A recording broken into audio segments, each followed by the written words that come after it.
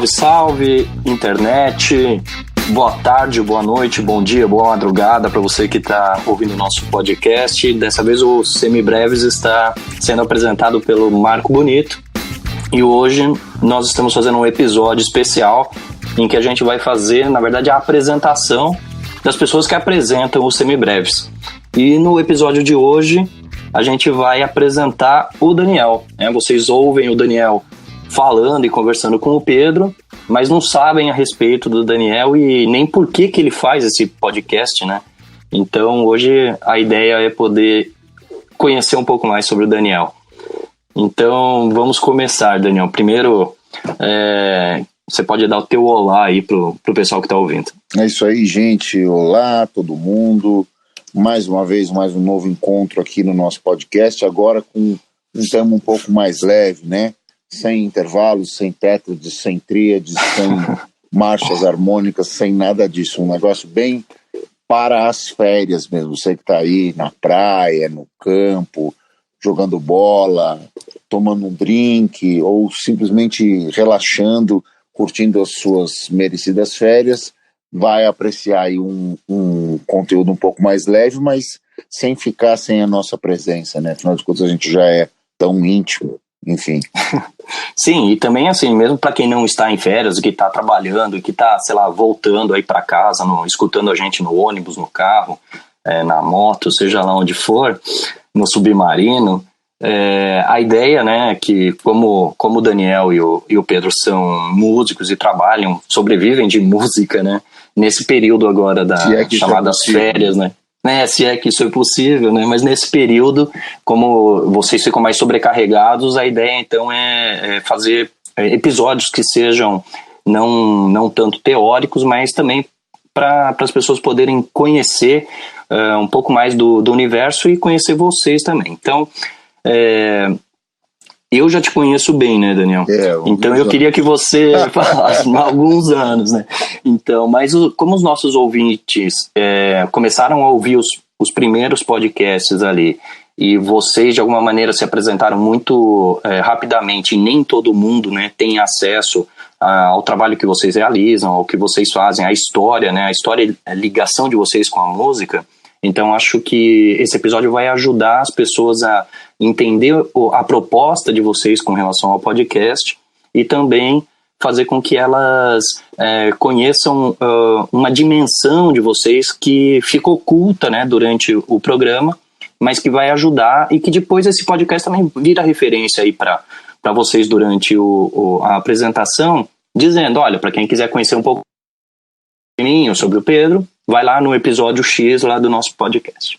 Então eu queria que você primeiro dissesse o seguinte, há quanto tempo a gente se conhece e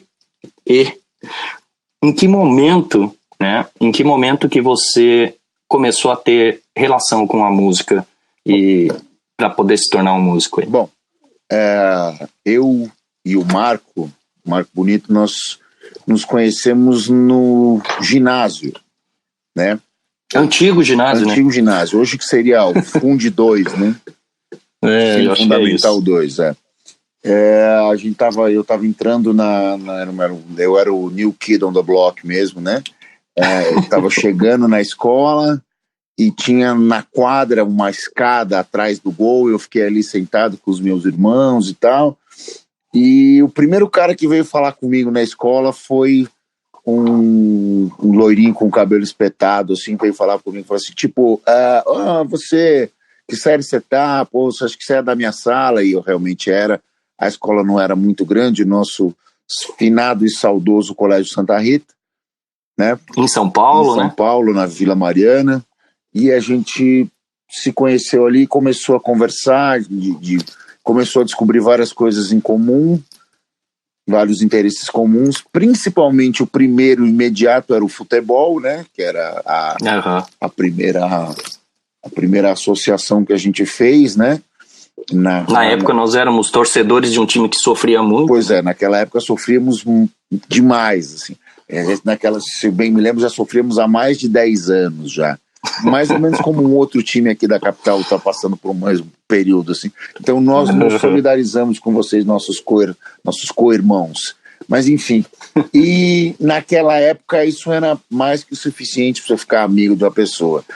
E aí a gente foi se conversando, se conhecendo e jogando futebol e aprendendo e convivendo juntos. E essa questão de a música entra para mim enquanto ouvinte, acho que... Você não falou há quanto tempo isso, Daniel? Isso nós estamos falando de 1987, 86, 87, por aí, eu acredito. Por aí. Nós estamos falando de 86, 87. E aí a música entra para mim, a música na minha família é uma coisa muito presente, muito séria. Todos os irmãos, pais, primos, tios, avós tiveram ou têm alguma experiência com um instrumento musical ou com a voz. Sempre foi uma coisa muito presente na minha casa. O instrumento do meu pai era o violão, e o violão esteve sempre ali por perto, sempre perto de mim, e eu fui ficando cada vez mais próximo dele, e aí fui me interessando, e aquelas coisas foram, para mim no começo era uma coisa meio mágica, assim, né? Via aquelas notinhas saindo as pessoas movimentavam os dedos e ia saindo aquele som maravilhoso. Então, no começo eu achava que não existiam outros instrumentos musicais, só existia o violão, assim. Mas só para as pessoas poderem se situar no que tu tá contando. Então, assim, a gente se conheceu, a gente tinha, sei lá, em torno de uns 11, 12 anos, por aí, né? E pelo que eu lembro, naquela época, tu não tinha nenhuma ligação, não lembro de você tocando instrumentos, nada parecido. Eu lembro até que, né? Era uma coisa muito embrionária ainda, muito de brincadeira ainda, né? Uma coisa de eu ter em casa e tocar, ver meu pai tocar e meu pai ensinar 2, 3 coisinhas, mas não era nada muito sério, né? Apesar de eu já gostar bastante daquele negócio, né? Já achar que tinha uma verdadeira fixação com aquela coisa de ver e ouvir aqueles sons e tal. Meu pai não era um grande instrumentista, mas era uma coisa comum naquela época, que desde os anos 70, as pessoas iam na minha casa. Eu tinha um primo que era um professor com um certo know-how, até um certo nome. Ele tinha muitos alunos e levava sempre os alunos na minha casa, na casa dos meus pais, e eles tocavam, e meu primo tocava, e essa galera tocava. E tinham caras assim muito bons, excelentes, que inclusive moram fora do Brasil hoje. Eu depois fui fazer... era um lugar de referência cultural, assim, do bairro. É mais ou menos isso que eu tô entendendo. Cara, era uma coisa assim da minha família, né? Porque esse meu primo, ele é bem mais velho que eu, primo da minha mãe, meu primo de segundo grau, né? Ele já é falecido, chama João Lopes da Silva, e ele teve muitos alunos, muitos alunos mesmo, caras incríveis, fantásticos, que tocavam pra cacete, assim. E isso impregnou, né, na minha alma. Quando o rock veio pra cima pesado mesmo, aquela coisa de tomar de assalto o meu interesse a ponto de rivalizar com o futebol, aí a coisa começou a ficar um pouco mais séria, e aí eu comecei efetivamente a ter aulas de música, e aí daí por diante nunca mais parei, né?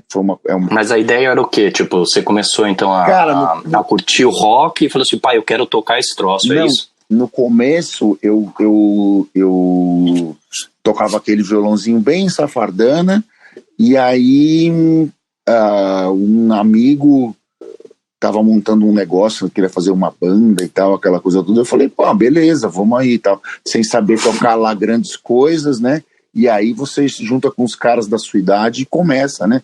E aí a demanda vai fazendo com que você tenha que correr atrás das coisas. E naquela época, né, aí nos anos 80, a coisa era muito difícil, o acesso à informação, até o acesso a comprar instrumentos decentes, as coisas a gente comprava instrumento no mapping, assim, numa loja de departamento, entendeu? Verdade, cara. Não existia, por exemplo, uma coisa como lojas de instrumentos musicais específicos, que eu acho que é uma coisa que está até em decadência aqui, né? Graças ao comércio virtual, essas coisas.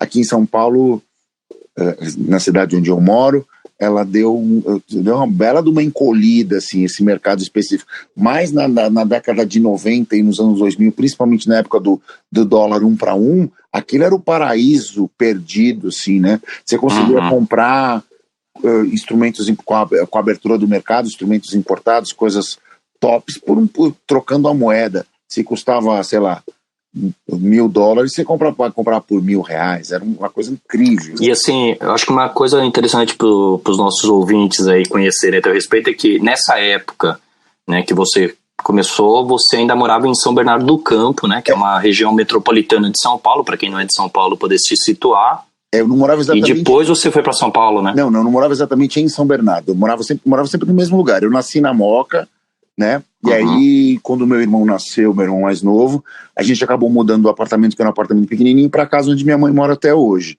E não é exatamente São Bernardo, mas é uma região limítrofe, assim. Tá. Porque eu tinha essa ideia. Né? Você morava, inclusive, perto da Angélica, do Luciano Huck, não era isso? Ela morava em São Bernardo, efetivamente. Morava pertinho da pista. Ela morava bem pertinho. Eu lembro dessa história. Pois é.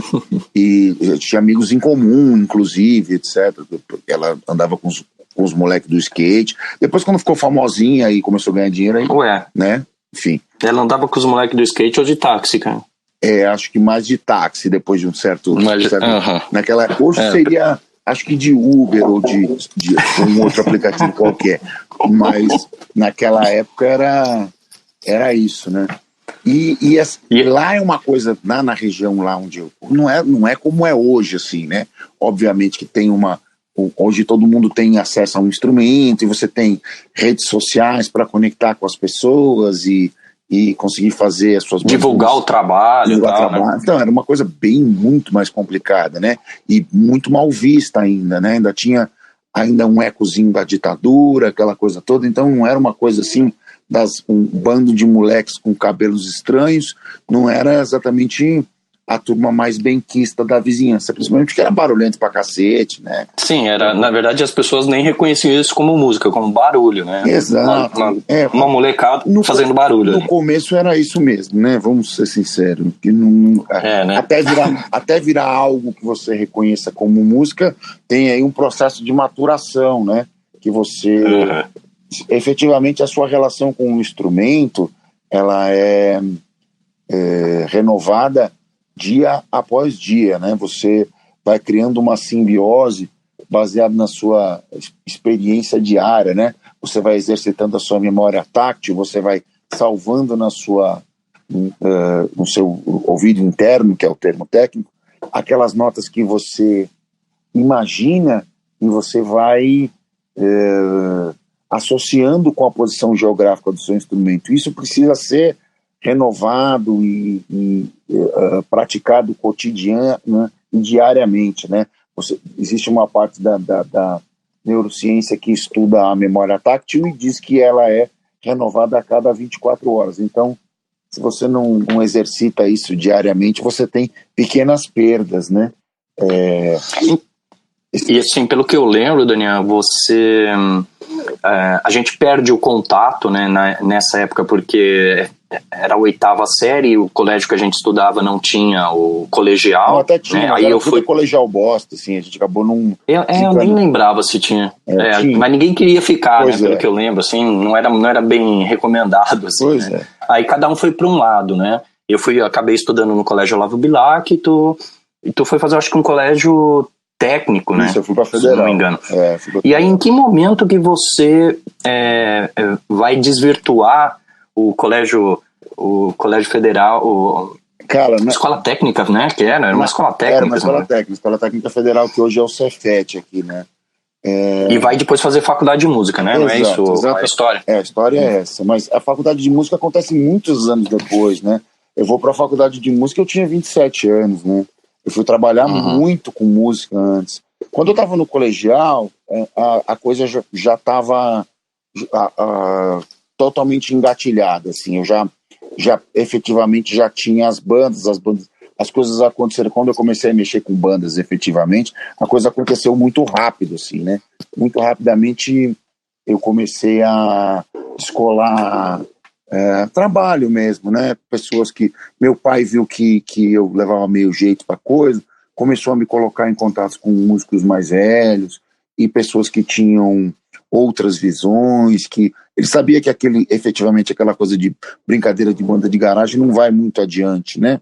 Então, já tinha noção disso. Isso, sim. Meu pai sempre teve uma visão mais ampla da coisa. E aí acabou meio que me mostrando outras coisas, eu comecei a conhecer outras pessoas, eu comecei a ir até alguns alunos já, atividade didática sempre foi uma coisa muito presente na minha vida, eu até mesmo antes de saber tocar efetivamente, já tinha alunos com aquele pequeno conhecimento que eu tinha da época, já conseguia transmitir isso para as pessoas, e ainda era uma coisa assim baseada no repertório, né, praticamente, eu sabia um monte de músicas, de um repertório já grande mesmo, sem saber muito bem como aquilo funcionava, né, técnica e teoricamente, e as pessoas queriam aprender aquilo e eu acabei me dedicando e entendendo que aquela atividade era uma atividade correlata e paralela que eu podia fazer junto. E aí acabou... Que podia virar tua profissão, nesse sentido. Que acabou até virando uma delas, né, porque desde então nunca mais deixei de dar aula, né. Desde essa época. Então, eu acho que tem um negócio que é interessante. Tem muita gente que está ouvindo, né, o podcast, e está ouvindo agora esse nosso programa especial, e que provavelmente tem uma trajetória muito parecida. Tem muita gente que começou do mesmo jeito e que começa a se interessar por música e pela teoria musical, que é o tema principal do Semibreve. Sem dúvida. E que tem uma trajetória parecida. Então, para o pessoal poder entender, né, qual foi o pulo do gato em que você está fazendo, pelo que eu estou entendendo do que você está contando, de maneira amadora, né, trabalhando com a questão musical, mas ainda de maneira amadora, mas que você, então, percebe que, não, se eu quiser trabalhar com isso profissionalmente, eu vou ter que buscar um conhecimento extra. Em que momento isso acontece e qual é a importância disso? Cara, é assim, a coisa comigo foi uma reação quase que de explosão, assim. Eu, quando estava na escola técnica, arrumei, já tocando com as minhas bandas lá, já começando a fazer show para lá e para cá, fazendo um cachezinho ou outro, eu arrumei um estágio, né? Numa agência de publicidade. Eu fazia edificações, né? Que era um curso ligado à área de desenho e tal, tinha a parte de desenho técnico. Desenho técnico? Era muito grande, mas tinha uma parte... cara, você me passou muita cola disso na escola, mano, eu lembro disso, era bom nesse troço mesmo. Pois é, até por isso eu achei que eu pudesse viver disso também, né? Acabei indo para esse negócio do desenho. A gente tinha uma professora de educação artística, que foi a nossa professora de desenho geométrico, também a Lucy Meire, que era uma pessoa que foi minha professora de violão, foi a minha primeira professora de violão. Pois ela tocava violão também. E ela me incentivou fortemente aí para essa área de desenho e tal. Ela achava que eu levava jeito para essa coisa. Eu também achava que eu levava jeito, né? Até por isso insisti nesse negócio. Mas, você era bom de matemática, que tem muito a ver com música, né? De alguma maneira. Né? Da maneira como eu enxergo, sim. Né? Da maneira... tentando achar a essência, tentando explicar os porquês das coisas, é uma maneira, né, cartesiana de enxergar a música. Não é a única, não, mas é a minha maneira. Essa é uma maneira matemática e até para que eu consiga ensinar as outras pessoas, né? Eu consigo explicar para os outros o que é que eu estou fazendo. Simplesmente fazer, para mim, não era suficiente. Nunca foi. Eu queria entender o que estava acontecendo para que eu pudesse dissecar o processo, dominá-lo e fazer com que as outras pessoas tivessem acesso ao processo, né? Essa era a ideia. Traduzindo em bom português, assim, você é bem nerd desse troço todo, né? E, na verdade, desde que eu te conheço, né, de criança, assim, que tu é bem nerdão, assim, né? Então fica floreando, passando perfume, mas na verdade, assim, que eu sou nerd dessa coisa. A gente tenta disfarçar isso nesse podcast, mas é muito difícil, cara. E ainda junta você e o Pedro, que são dois mega nerds, né? Então, né, tá aí explicado muito do sucesso que o Semibreve está fazendo. Pois é, pai, a gente tenta, até as piadas de vez em quando a gente A gente acaba entre um Star Trek no meio, um Matrix, essas coisas. As referências de vocês são geralmente coisas da nerdologia. Né? Desse universo. Infelizmente, a gente não consegue disfarçar com a contento, né? Então, e aí a história foi essa, assim, no colegial as coisas começaram a aparecer e eu tinha lá estava estagiando nessa empresa, na Ciência de Publicidade, e um dia eu fui tocar no Espaço Retrô aqui em São Paulo, e uma quinta-feira, e convidei meu chefe, que era o diretor de arte da agência, falou, vai lá ver. Aí ele falou, não, eu vou. Eu falei, vai porra nenhuma, né? Vai nada. E foi, cara. Pegou a mulher dele, pegou um casal de amigos, foi também. E a gente tocou, foi legal pra cacete, assim, foi mó barato. A banda era um bando de som próprio, assim, maluquésima e tal. E aí, beleza. Aí eu acordei no outro dia, na sexta-feira de manhã, e, fui pra agência, e, ninguém chegava no estúdio e tal. Deu 11, meio-dia. Falei, vamos almoçar, né? Peguei, fui almoçar, voltei 2 horas, deu umas 2h30, 3 horas da tarde, meu chefe chegou e falou, olhou pra minha cara e falou, pensei que você nem vinha hoje. Eu tô fazendo a coisa errada mesmo, né? Eu devo investir nessas coisas. E aí eu no fim das contas, a parte financeira também começou a pesar, porque o salário de estagiário, você imagina que beleza de salário que era, você já foi estagiário também, sabe como é que é? Não mudou até hoje. Pois não continua ruim, né? Eu imagino que hoje deve estar um pouco pior, inclusive. Eu ganhava mais dinheiro dando aula e tocando do que como estagiário. Óbvio que nem é aquele dinheiro de dar aula e tocar daquela época era um dinheiro que eu ia conseguir subsistir, nem tão pouco um salário de estagiário. Mas a própria direção da história, o curso da história, acabou me empurrando para aquele lado. E aí, bicho, foi indo. E aí, então vamos pensar o seguinte, tá cheio de gente que nos ouve, né, que tem acompanhado o podcast e que eu imagino que esteja exatamente nessa fase que você está falando, né? Então a pessoa ela se interessou por música, começou a aprender e foi de maneira amadora, mas foi aprendendo as coisas, catando o cavaco do jeito que conseguia, só que chegou em algum momento que ela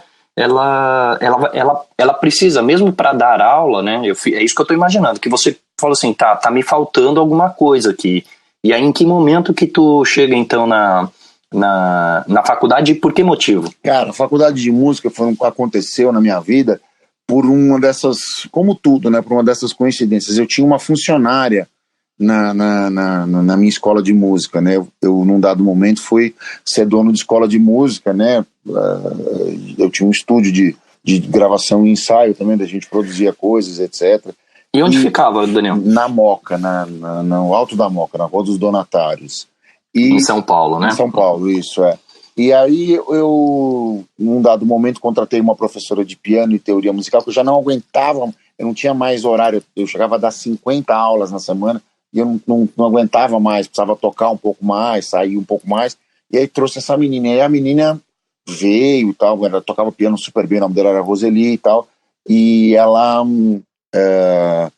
fazia engenharia química na Unicamp, e tocava piano super bem, ela inclusive era evangélica, tocava na igreja batista, tudo, uma grande figura, mora na Alemanha, hoje trabalha com trilhas sonoras lá, e etc. Uma pianista, uma multi-instrumentista incrível, porque ela, além de piano, tocava violino também, tocava harpa, era formada em harpa na escola municipal, é uma pessoa incrível. E ela fazia, como eu te disse, engenharia química na Unicamp.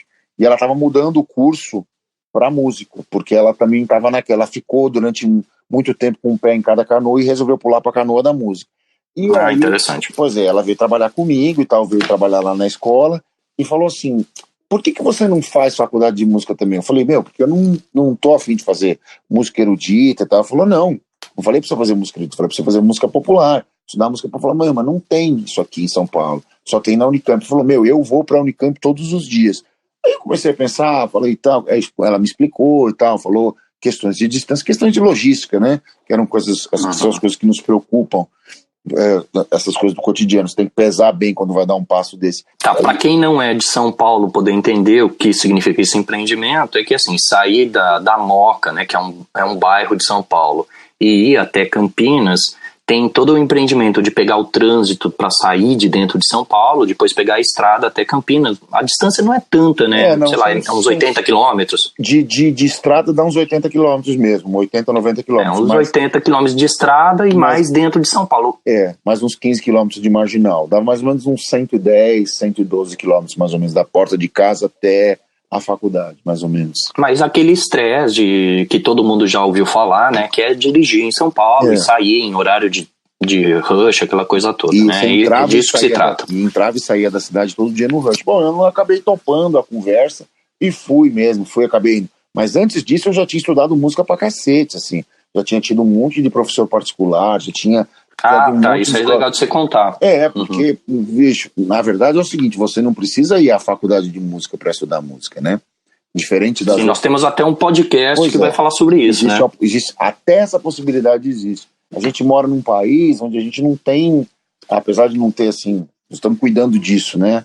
E nós, a comunidade, os abnegados, o pessoal da atividade didática musical, de formatar uma biblioteca, formatar efetivamente uma escola de música brasileira, uma escola de música popular brasileira. Não temos isso exatamente. Diferentemente dos americanos, por exemplo, que você vai se matricula... Os americanos ou os estadunidenses, né? Os norte-americanos, os estadunidenses mesmo. Eles têm isso totalmente estabelecido já, né? Desde o junior high, né? O cara... Você vai lá, então, o Junior High seria o Fundo 2 aqui, o nosso ginásio, né? E aí você vai pro High School, depois pra faculdade, eles têm lá programas que lá chama Jazz, né? Que é um programa de música popular, onde você vai ter, se você mora na Califórnia ou em Massachusetts, você vai estudar lá os mesmos livros e tal, uma metodologia segmentada e fundamentada, assim, progressiva, como se fosse um curso mesmo, né? Como qualquer outra matéria. Então isso dá um background para a formação de nível básico, assim, para todo mundo que tem interesse nisso, sem precisar ir efetivamente até uma escola de música, por exemplo. E aí, se você quiser depois de se aprofundar e tal, você já tem uma base, você já tem um histórico estudando música. A gente não tem isso, né? Apesar disso tudo, você tem uma série de professores fantásticos, caras que dão aula particular, e apesar de não ter a escola, eles fazem o que um outro professor meu da faculdade dizia, que é a alfaiataria. O cara corta o conteúdo à sua medida.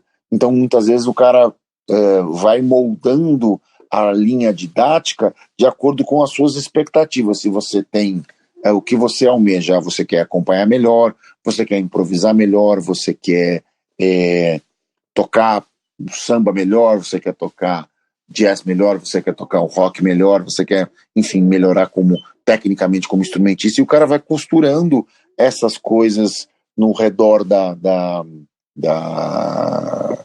do próprio conteúdo, e isso vai tornando possível e que você se informe e evolua sem necessariamente precisar estar afiliado ou matriculado ou inserido dentro de um contexto muito mais formal como uma universidade, entendeu? Especialmente em música popular, a música está antes de tudo na rua, ela está acontecendo na rua antes de tudo.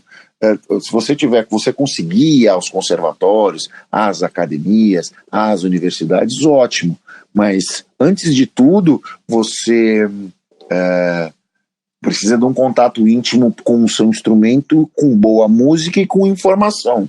Como isso chega para você, aí é você que escolhe.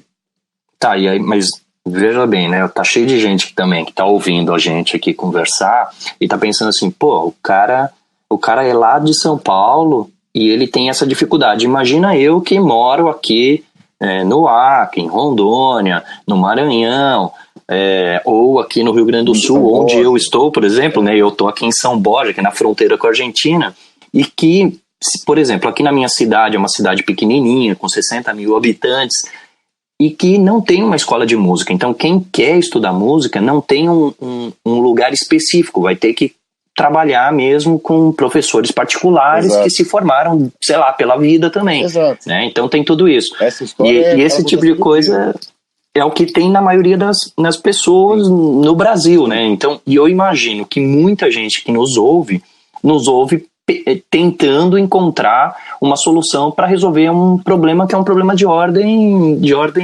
geral, né? Sim, a ideia quando a gente criou os Semibreves, quando o Pedro me convidou, porque na realidade, antes de tudo, o Semibreves é um filho do Pedro. O Pedro é um consumidor ávido de podcasts de toda a cepa, de todo tipo de podcast que você pode imaginar. Ele adora, consome isso cotidianamente, tem muito mais intimidade com a linguagem que eu. Como o Pedro é meu primo, né? As pessoas às vezes não sabem disso, mas ele é primo da minha esposa. E ele é um cara mais novo que eu e chegou a ter aulas comigo. Ele, quando foi fazer vestibular, ele veio morar em São Paulo. Isso é legal de você contar. Pois é, ele veio morar em São Paulo e a gente acabou fazendo a preparação do vestibular. Ele rapidinho quis, vou fazer faculdade de música e tal, você me ajuda no vestibular? Eu falei, ajudo, lógico. Aí pegamos o conteúdo, dissecamos lá, picotamos em várias coisas. Ele já estudava num conservatório grande aqui em São Paulo, mas ele não se sentia preparado. Você vê como é, ele morava em Sorocaba, vinha toda semana para São Paulo para estudar num conservatório grande e caro, e ainda assim ele falou, não tô no pique. Então a gente teve que pegar o conteúdo, e rasgar e ir para cima, de fazer aula todos os dias, cara. Ficamos uns 3 meses fazendo aula todos os dias, todo dia mandando conteúdo para baixo e ele voltando para casa estudando para poder fazer. Então, quer dizer, não necessariamente você está numa escola grande, estudar numa escola grande, numa escola cara, não quer dizer que você está fazendo um melhor investimento. Não necessariamente. Entendeu? Não estou fazendo apologia do autodidatismo, não é isso. É que às vezes o caminho se mostra de uma outra forma. E assim foi, né? O Pedro acabou indo para a faculdade, eu também, e aí a gente veio com essa coisa dos Semibreves para tentar devolver para a comunidade algo que a gente tirou dela, né? Quando a internet apareceu, a internet de alta velocidade virou uma realidade, eu passava madrugadas e madrugadas e madrugadas baixando tudo que você pode imaginar de método que eu sonhava que existia de vídeo, de audiobooks, de métodos escritos, de partitura. Eu ficava baixando horas. Porque assim, nos anos 90, né, era muito complicado ter acesso a esse tipo de coisa. Era né? só Ou quem trazia essas coisas que viajava para o exterior e que trazia uma coisa ou outra, né? E quando a internet... essa palavra é meio estranha, mas democratizou o acesso das pessoas, muita gente também se empolgou em aprender música. Tem uma coisa que você não falou ainda, né?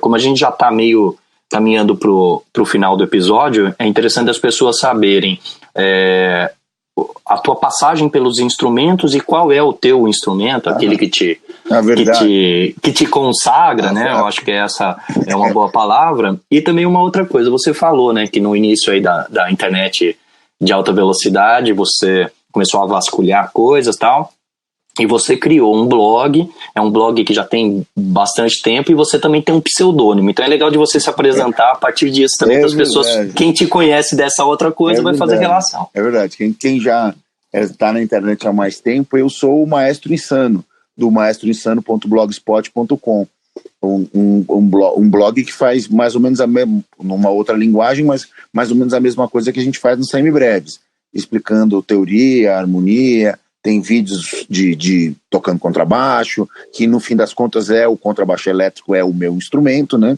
Eu sou contrabaixista por profissão, o contrabaixo me escolheu como meio de vida, não fui eu que escolhi o contrabaixo. Você faz parte dos músicos que defendem a ideia de que é o instrumento que escolhe o músico. Sim, eu passei por motivo, tenho experiência, toco uma série deles, né? Eu sou o responsável, por exemplo, por tocar as coisas no piano, no Semibreves, fico lá fazendo os exercícios com o Pedro, né? mas toco guitarra, toco violão também, toco um pouco de um monte de outras coisas, cavaco, tá, etc. Mas eu nunca deixei de ser contrabaixista. Assim, contrabaixo sempre, depois que ele entrou na minha vida, nunca mais saiu. E é essa coisa, assim, né? Por isso eu acho que foi ele que me escolheu. Quando eu toquei contrabaixo a primeira vez, eu já sabia que esse era o meu instrumento. Ele falou assim, é aqui que eu vou ficar. E aí a coisa aconteceu muito rápido. E o pseudônimo de maestro tem a ver com o fato de você ser baixista? Não. E de desempenhar um pouco a função nas bandas? Não, tá? Cara, esse maestro insano é uma piada familiar, né? Quem criou esse pseudônimo foi meu irmão caçula, e que na época, bem no comecinho da internet, ele criou um e-mail para mim com esse pseudônimo, Maestro Insano. O teu irmão caçula criou um e-mail para você. Ele começou a mexer com claro, o Cuco é um baita nerd à enésima potência, né? Então, daí ele vai te ensinar a criar um e-mail, claro, óbvio isso. Ele pegou, isso você foi, quanto tempo faz esse negócio? Era uma piada familiar nossa. E aí, até hoje eu tenho esse e-mail, que é o meu e-mail do Gmail, e é o maestroinsano@gmail.com, e eu tenho esse e-mail, sei lá, milhares de anos aí.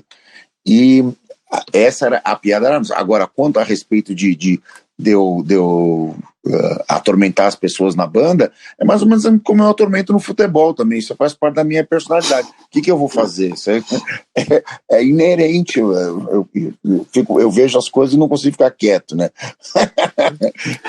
Tem uma coisa, cara, que também não pode deixar de falar antes da gente terminar o podcast, que é o seguinte, até as pessoas que começaram, que já te conhecem, né, principalmente quem já esteve à noite em São Paulo, ou frequentou a noite paulistana, né, que provavelmente já cruzou com você em alguma balada, noitada, ou coisa parecida, porque já faz muitos anos que você toca aí na noite paulistana. Então, passa pro pessoal as bandas que você tocou na noite paulistana e que também tocaram em outros lugares no Brasil, para as pessoas poderem ter ideia, e fala do atual projeto onde você trabalha também. Cara, essa coisa de música, né, de stage man, né, do play mesmo, é uma coisa muito louca, assim, né, porque eu toquei com um monte de gente diferente, de artistas de música árabe até artistas dos anos 80, como o Trio Los Angeles, o Marquinhos Moura, os cantores árabes, sírios e libaneses do Brasil, tipo Tony Layun, Tony Musaia, que fazem música na colônia, música étnica. E aí, de uns 15, 18 anos para cá, eu ia me casar, né, e etc. E não estava mais a fim de viajar muito, queria ficar mais em São Paulo, e aí descobri uma maneira de fazer isso e continuar tocando, que eram essas bandas que tocam por aqui, na night, nos pubs, e fazem um repertório bem agradável até, né, que é um repertório pop dançante, um pouco mais pro rock, alguns mais, outros menos.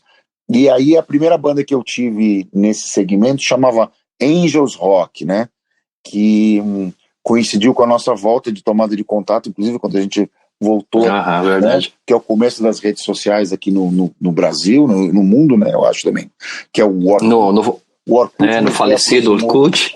O Orkut nos aproximou. E a Angels Rock, eu fiquei ali uns 2 ou 3 anos, depois eu fui para uma outra banda chamada 011, onde eu fiquei 10 anos, e no atual projeto, que é a Mac 5, que é uma banda de pop e rock que atua aí no segmento dos pubs e eventos corporativos e sociais aqui na cidade de São Paulo e algumas cidades fora daqui também, que a gente já fez show no Sul, já fez show no Centro-Oeste, a gente viaja pouco, mas quando viaja para longe mesmo, né? Vai mesmo, pega e enfia a cara lá longe. E a Mac 5 está aí já, vai para o 3º ano de atividade, e com a agenda produzindo aí de terça a domingo, e tocando nas melhores casas da cidade aí. Você que vai aos pubs, com certeza nós bombamos. Se alguém ficar curioso, quiser ver vocês em ação, que você não toca junto com o Pedro, né?